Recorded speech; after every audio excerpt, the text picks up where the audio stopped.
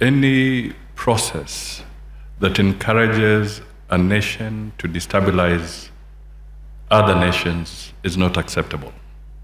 We should not entertain and encourage that kind of attitude.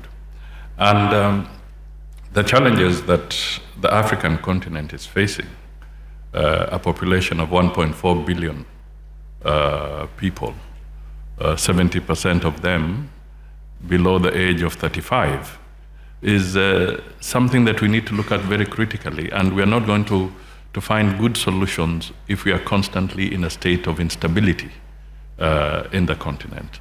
Therefore, we need to condemn any form of interventions that creates instability in the region from all spheres. The African security architecture, the framework that we look at, and my colleague has touched on it, the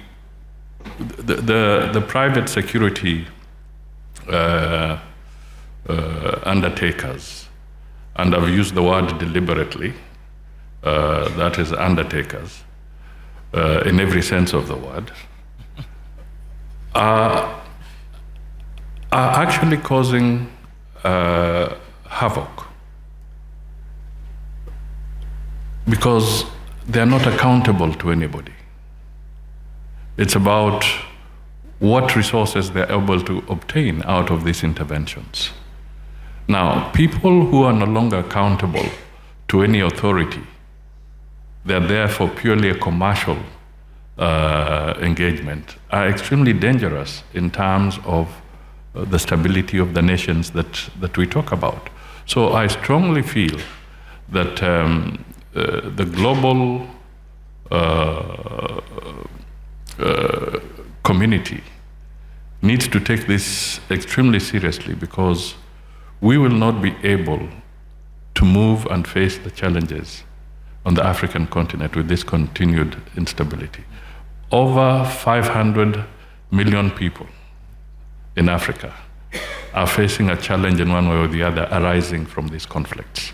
Whether you're looking at Sudan, Somalia, South Sudan, the Sahel region, all these areas, the Central Africa, we are having a real crisis on our hands. More mouths require feeding. I think it's estimated close to 60% of that population is now facing food insecurity.